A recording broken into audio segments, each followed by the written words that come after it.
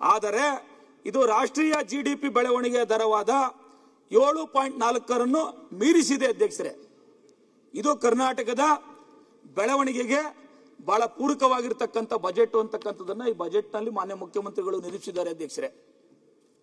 ಮತ್ತೆ ಇನ್ನೊಂದು ನಮ್ಮ ಬಜೆಟ್ ನ ವಿಶೇಷತೆ ಏನು ಅಂತಂದ್ರೆ ಅಧ್ಯಕ್ಷರೇ, ನಮ್ಮ ಕರ್ನಾಟಕದ ಬಜೆಟ್ ಕೇಂದ್ರದ ಬಜೆಟ್ಗೆ ಹೋಲಿಸಿದರೆ ಬಹಳ ಹಣಕಾಸಿನ ಶಿಸ್ತನ್ನ ಪ್ರದರ್ಶಿಸಿದೆ. ಹಣಕಾಸಿನ ಶಿಸ್ತಿಗೆ ಹೆಚ್ಚು ಒತ್ತನ್ನು ಕೊಟ್ಟಿದೆ ಅಧ್ಯಕ್ಷರೇ. ಕರ್ನಾಟಕದ ಹಣಕಾಸು ನಿರ್ವಹಣೆಯು ಕೇಂದ್ರ ಸರ್ಕಾರಕ್ಕಿಂತ ಗಮನಾರ್ಹವಾಗಿ ಹೆಚ್ಚು ಶಿಸ್ತುಬದ್ಧವಾಗಿದೆ ಅಧ್ಯಕ್ಷರೇ. ರಾಜ್ಯವು ತನ್ನ ಹಣಕಾಸಿನ ಕೊರತೆಯನ್ನು GSDPಯ 2.9 ಕಾಯ್ದುಕೊಂಡಿದೆ ಅಧ್ಯಕ್ಷರೇ. ಇದು FRBM ಮಿತಿಯ 3 ಅಧ್ಯಕ್ಷರೇ.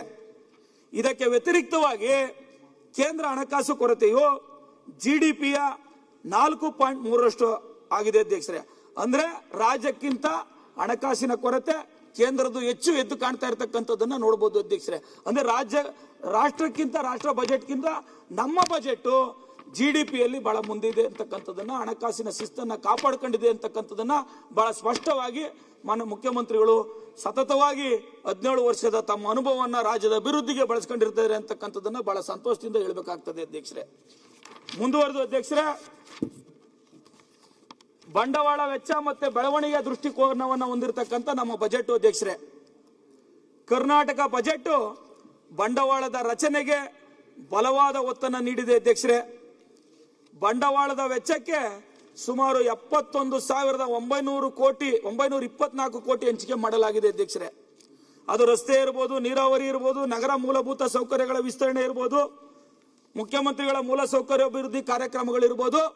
ಆದ್ರೆ ಎಲ್ಲದಕ್ಕೂ ಸಹ ಒತ್ತನ್ನು ಕೊಟ್ಟು ರಾಜ್ಯವನ್ನ ಸರ್ವಾಂಗೀಣ ಅಭಿವೃದ್ಧಿಗೆಯನ್ನು ತೆಗೆದುಕೊಂಡು ಹೋಗ್ಲಿಕ್ಕೆ ಏನು ಮುಖ್ಯಮಂತ್ರಿಗಳು ಗಮನವನ್ನು ಕೊಟ್ಟಿದ್ದಾರೆ ಅದು ಶ್ಲಾಘನೀಯವಾಗಿರ್ತಕ್ಕಂಥದ್ದು ಅಂತಕ್ಕಂಥ ಮಾತನ್ನ ಬಹಳ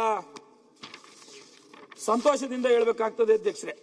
ಇದರ ಜೊತೆಗೆ ಅಧ್ಯಕ್ಷರೇ, ಇಷ್ಟೆಲ್ಲ ಆರ್ಥಿಕ ಶಿಸ್ತು, ಇಷ್ಟೆಲ್ಲ ಮುಂದುವರೆದು ರಾಜ್ಯವನ್ನ ಸಮಗ್ರ ಕಲ್ಯಾಣ ಮತ್ತು ಅಭಿವೃದ್ಧಿ ಕಾರ್ಯಕ್ರಮಗಳ ಅಭಿವೃದ್ಧಿಗೂ ಸಹ ಒತ್ತನ್ನು ಕೊಟ್ಟಿರ್ತಕ್ಕಂಥದ್ದನ್ನ, ಬಹಳ ದೊಡ್ಡ ಮಟ್ಟದ ಅನುದಾನವನ್ನ ಕಲ್ಯಾಣ ಕಾರ್ಯಕ್ರಮಗಳಿಗೆ ಬಳಸಿರ್ತಕ್ಕಂಥದ್ದನ್ನ ಬಜೆಟ್ ನಲ್ಲಿ ಗಮನಿಸಬಹುದು ಅಧ್ಯಕ್ಷರೇ. ಖಾತ್ರಿ ಯೋಜನೆಗಳಿಗೆ ಸುಮಾರು 1,21,00,000 ಕೋಟಿ ಖರ್ಚು ಮಾಡಲಾಗಿದೆ ಅಧ್ಯಕ್ಷರೇ. ಇದರಿಂದ ಜನತೆಯ ಖರೀದಿಯ ಶಕ್ತಿ ಮತ್ತೆ ಬೇಡಿಕೆ ಶಕ್ತಿ ಹೆಚ್ಚಾಗಿದೆ ಅಧ್ಯಕ್ಷರೇ. ಶ್ರೀನಿವಾಸ್ ಆಯ್ತು, ಇದೊಂದು ಬಹಳ 12 ಮಿನಿಟ್ಸ್ ಮಾತಾಡ್ತದೆ. ಈಗ 2 ನಿಮಿಷ ಅಧ್ಯಕ್ಷರೇ, ನಾನು ಕ್ಷೇತ್ರಕ್ಕೆ ಸಂಬಂಧಪಟ್ಟಂತೆ ಮಾತಾಡ್ಬಿಟ್ಟು ಮುಗಿಸ್ತೀನಿ. ಫಸ್ಟ್ ಮಾತಾಡಬೇಕಿತ್ತು.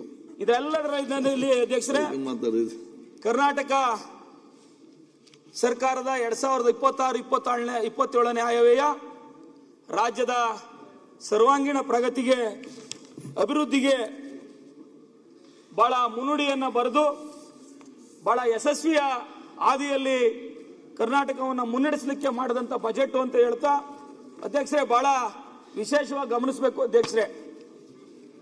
ಕಾವೇರಿ 6ನೇ ಹಂತದಲ್ಲಿ ನಮ್ಮ ಸರ್ಕಾರ ಬೆಂಗಳೂರು ಮತ್ತೆ ಅದರ ಉಪನಗರಗಳಿಗೆ ಶಾಶ್ವತವಾಗಿರ್ತಕ್ಕಂಥ ಕುಡಿಯುವ ನೀರಿನ ವ್ಯವಸ್ಥೆಯನ್ನು ಕಲ್ಪಿಸಿರ್ತಕ್ಕಂಥದ್ದು ಅಧ್ಯಕ್ಷರೇ.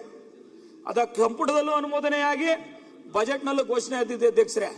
ಈ ಕೆಲಸವನ್ನ ಹಿಂದಿನ ಸರ್ಕಾರ ಮಾಡಿದ್ರೆ ಬಹಳ ಅನುಕೂಲ ಆಗಿರ್ತಾ ಇತ್ತು ಅಧ್ಯಕ್ಷರೇ. ಯಾಕಂದ್ರೆ ಇವತ್ತು ಬೆಂಗಳೂರು ಬಹಳ ದೊಡ್ಡವಾಗಿ ಬೃಹದಾಕಾರವಾಗಿ ಬೆಳೀತಾ ಇದೆ ಅಧ್ಯಕ್ಷರೇ. 80 ಲಕ್ಷ ಇದ್ದಂತ ಜನಸಂಖ್ಯೆ ಇವತ್ತು ಬೆಂಗಳೂರು 1.25 ಕೋಟಿಗೂ ಹೆಚ್ಚು ಬೆಂಗಳೂರಿನಲ್ಲಿ ಜನಸಂಖ್ಯೆ ಆಗಿದೆ. ಸಂಚಾರ ದಟ್ಟಣೆ ಹೆಚ್ಚಾಗಿದೆ, ವಸತಿ ಸಮಸ್ಯೆ ಹೆಚ್ಚಾಗಿದೆ. ಇದಕ್ಕೆ ಪರ್ಯಾಯವಾಗಿ ಬೆಂಗಳೂರು ಸುತ್ತಮುತ್ತ ಇರತಕ್ಕಂಥ ನಗರಗಳನ್ನ ಬೆಳೆಸಬೇಕಾಗಿತ್ತು ಅಧ್ಯಕ್ಷರೇ. ನಮ್ಮ ಬೆಂಗಳೂರು ಗ್ರಾಮಾಂತರ ಇರ್ಬೋದು, ರಾಮನಗರ ಇರ್ಬೋದು, ಬೆಂಗಳೂರು ಗ್ರಾಮಾಂತರದಲ್ಲಿ ಬರ್ತಕ್ಕಂಥ ನೆಲಮಂಗಲ, ದೇವನಹಳ್ಳಿ, ದೊಡ್ಡಬಳ್ಳಾಪುರ, ಹೊಸಕೋಟೆ ಭಾಗ ತಾಲೂಕುಗಳನ್ನ ಬೆಂಗಳೂರು ಉಪನಗರಗಳಾಗಿ ಇವತ್ತು ಬೆಳೆಸಲಿಕ್ಕೆ ಸರ್ಕಾರಗಳು ಮುಂದಾಗಬೇಕಾಗಿತ್ತು. ಆದ್ರೆ ಮುಂದಾಗಲಿಲ್ಲ.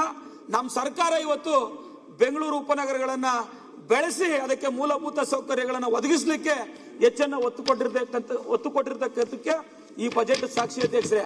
ಕಾವೇರಿ 6ನೇ ಹಂತದಲ್ಲಿ ನೆಲಮಂಗಲ ಇರ್ಬೋದು, ದೊಡ್ಡಬಳ್ಳಾಪುರ ಇರ್ಬೋದು, ಹೊಸಕೋಟೆ ಇರ್ಬೋದು, ದೇವನಹಳ್ಳಿ ಇರ್ಬೋದು, ಈ ಎಲ್ಲ ತಾಲೂಕಿನ ನಗರ ಪ್ರದೇಶದ ಜನತೆಗೆ ಶಾಶ್ವತವಾಗಿರ್ತಕ್ಕಂಥ ಕುಡಿಯುವ ನೀರಿನ ವ್ಯವಸ್ಥೆಯನ್ನು ಕಲ್ಪಿಸಲಿಕ್ಕೆ ನೀರನ್ನು ಹಂಚಿಕೆ ಮಾಡಿದೆ ಅಧ್ಯಕ್ಷ. ನಮ್ಮ ಸರ್ಕಾರ ಶ್ರೀನಿವಾಸ್ ಕಂಕ್ಲೂಡ್. ರೇವಣ್ಣ ಅವರು ಅಧ್ಯಕ್ಷ ಮನೆ ಸಭಾಧ್ಯಕ್ಷ 2 ನಿಮಿಷ. ರೇವಣ್ಣ ಅವರೇ, ಈ ಶಾಶ್ವತವಾಗಿರ್ತಕ್ಕಂಥ ಕುಡಿಯ ನೀರಿನ ವ್ಯವಸ್ಥೆಗೆ ಏನು ಹಂಚಿಕೆ ಮಾಡಿದೆ, ಈ ಕಾಮಗಾರಿಯನ್ನ ಆದಷ್ಟು ಬೇಗ ಪ್ರಾರಂಭ ಮಾಡಬೇಕು.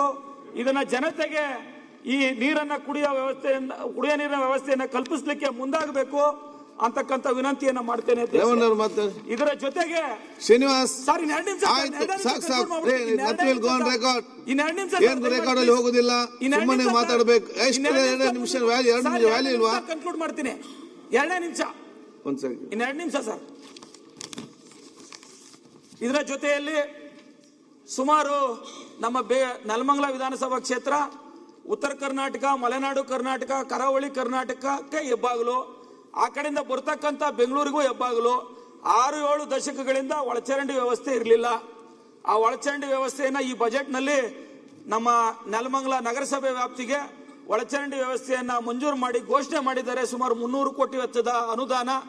ಅದಕ್ಕೆ ಮಾನ್ಯ ವಿಶೇಷವಾಗಿ ಮುಖ್ಯಮಂತ್ರಿಗಳಿಗೆ, ಮಾನ್ಯ ನಗರಾಭಿವೃದ್ಧಿ ಸಚಿವರಾಗಿರ್ತಕ್ಕಂಥ ಬೈರತಿ ಸುರೇಶ್ ಅಣ್ಣ ಅವರಿಗೆ, ಮಾನ್ಯ ಉಪಮುಖ್ಯಮಂತ್ರಿಗಳಿಗೆ ನಾನು ಧನ್ಯವಾದಗಳನ್ನು ಸಮರ್ಪಿಸಿ ಈ ಕಾಮಗಾರಿಯನ್ನ ಆದಷ್ಟು ಬೇಗ ಟೆಂಡರ್ ಕರೆದು ಪ್ರಾರಂಭ ಮಾಡಬೇಕು ಅಂತ ನಾನು ಕ್ಷೇತ್ರದ ಜನತೆ ಪರವಾಗಿ ಮತ್ತೆ ನಾನು ವಿನಂತಿಸ್ತಾ, ಮೆಟ್ರೋ ರೈಲನ್ನ ಇವತ್ತು ಬೆಂಗಳೂರಿಗೆ ಇರ್ತಕ್ಕಂಥ ಸಂಚಾರದ ದಟ್ಟಣೆಯನ್ನ ಸಮಸ್ಯೆಯನ್ನ ನಿವಾರಣೆ ಮಾಡಲಿಕ್ಕೆ ನೆಲಮಂಗಲಕ್ಕೆ ಮೆಟ್ರೋ ರೈಲನ್ನ ಇನ್ನೇನು ಮಾದಾವರದವರೆಗೂ ಬಂದಿದೆ ಅಧ್ಯಕ್ಷರೇ, ಮಾದಾವರದಿಂದ ನೆಲಮಂಗಲದವರೆಗೂ ವಿಸ್ತರಣೆ ಮಾಡಬೇಕು.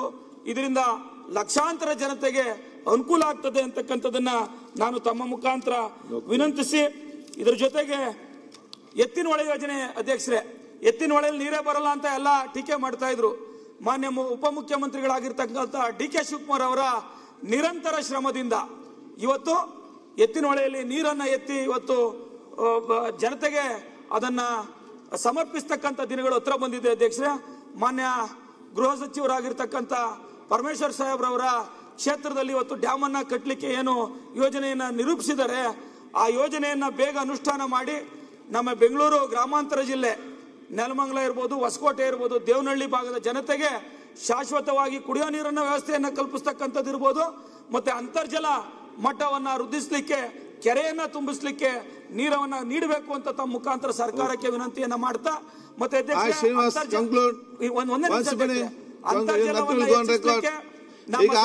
ಹೊರಗೆ ಕಾಯ್ತಿದ್ದಾರೆ.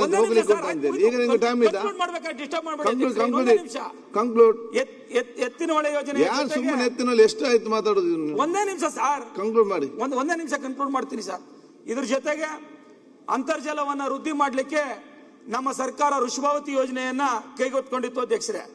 ಆದ್ರೆ ನನ್ನ ಕ್ಷೇತ್ರದಲ್ಲಿ ವಿರೋಧ ಪಕ್ಷಗಳು ಬಹಳ ವ್ಯವಸ್ಥಿತವಾದಂತ ಅದ್ರ ಬಗ್ಗೆ ಟೀಕೆ ಮಾಡಿದ್ರಿಂದ ಜನರು ಗೊಂದಲ ಆಗಿದ್ದಾರೆ. ಆ ಯೋಜನೆ ಬಗ್ಗೆ ಬಹಳ ಒಂದು ಗೊಂದಲ ಇದೆ, ಆರೋಗ್ಯದ ಮೇಲೆ ಪರಿಣಾಮ ಬೀರ್ತದೆ ಅಂತ ಹೇಳಿ ಇವತ್ತು ಎಲ್ಲ ಟೀಕೆ ಮಾಡ್ತಾ ಇದ್ದಾರೆ. ನನ್ನ ಕ್ಷೇತ್ರದ ಜನತೆಗೆ ತಪ್ಪು ಸಂದೇಶ ಹೋಗಿದೆ. ಹಾಗಾಗಿ 2ನೇ ಹಂತದಲ್ಲಿ ಏನ್ ಶುದ್ಧೀಕರಣ ಮಾಡಿ ನೀರು ಕೊಡ್ತೀನಿ ಅಂತ ಹೇಳಿದ್ರೆ ಅದು ನನ್ನ ಕ್ಷೇತ್ರಕ್ಕೆ ಬೇಡ ಅಧ್ಯಕ್ಷರೇ.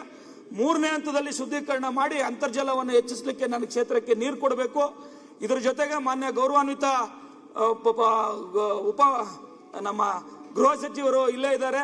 ಬೆಳಗಾಂ ಅಧಿವೇಶನದಲ್ಲಿ 2023ರಲ್ಲಿ ನನಗೆ ಮಾತನ್ನ ಕೊಟ್ಟಿದ್ರು, ಸೋಲೂರು ಹೋಬಳಿಯ ಕೇಂದ್ರ ಸ್ಥಾನಕ್ಕೆ ಪೊಲೀಸ್ ಸ್ಟೇಷನ್ ಕೊಡ್ತೀನಿ ಅಂತ ಹೇಳಿ. ಈ ಬಜೆಟ್ ನಲ್ಲಿ ರಾಜ್ಯದಲ್ಲಿ ಒಂದೇ ಒಂದು ಸ್ಟೇಷನ್ ಕೊಟ್ಟರು ನಿನ್ಗೆ ಕೊಡ್ತೀನಪ್ಪ ಸಿನಪ್ಪ ಅಂತ ಹೇಳಿದ್ರು, ಆದ್ರೆ ಘೋಷಣೆ ಆಗಿಲ್ಲ. ದಯಮಾಡಿ ಅವರಲ್ಲಿ ನಾನು ಕೈ ಮುಗಿದು ವಿನಂತಿಯನ್ನು ಮಾಡ್ತೀನಿ, ಸೋಲೂರಿಗೆ ಒಂದು ಹೊಸ ಪೊಲೀಸ್ ಸ್ಟೇಷನ್ ಅನ್ನ ಈ ಆರ್ಥಿಕ ವರ್ಷದಲ್ಲಿ ಮಂಜೂರು ಮಾಡಿಕೊಡ್ಬೇಕು ಅಂತ ತಮ್ಮ ಮುಖಾಂತರ ವಿನಂತಿಯನ್ನ ಮಾಡಿ, ಈ ರಾಜ್ಯಕ್ಕೆ ಒಳ್ಳೆಯ ಬಜೆಟ್ ಅನ್ನ ಕೊಟ್ಟಂತ ನಮ್ಮ ಮುಖ್ಯಮಂತ್ರಿಗಳಾದಂತ ಸಿದ್ದರಾಮಯ್ಯನವರಿಗೆ, ಅದಕ್ಕೆ ಸಹಕಾರ ಕೊಟ್ಟಂತ ಉಪಮುಖ್ಯಮಂತ್ರಿಗಳು ಮತ್ತೆ ಎಲ್ಲ ಸಚಿವರಿಗೆ, ಹಿರಿಯ ಸಚಿವರಿಗೆ ಈ ನೆಲಮಂಗಲ ವಿಧಾನಸಭಾ ಕ್ಷೇತ್ರದ ಶಾಸಕನಾಗಿ ತುಂಬು ಹೃದಯದ ಅಭಿನಂದನೆಗಳನ್ನು ಸಲ್ಲಿಸುತ್ತಾ ಬಜೆಟ್ನ ಮೇಲೆ ಮಾತನಾಡಲಿಕ್ಕೆ ಅವಕಾಶ ಮಾಡಿಕೊಟ್ಟಂತ ತಮಗೆ ಧನ್ಯವಾದಗಳನ್ನು ಸಮರ್ಪಿಸಿ ನನ್ನ ಮಾತನ್ನು ಮುಕ್ತಾಯ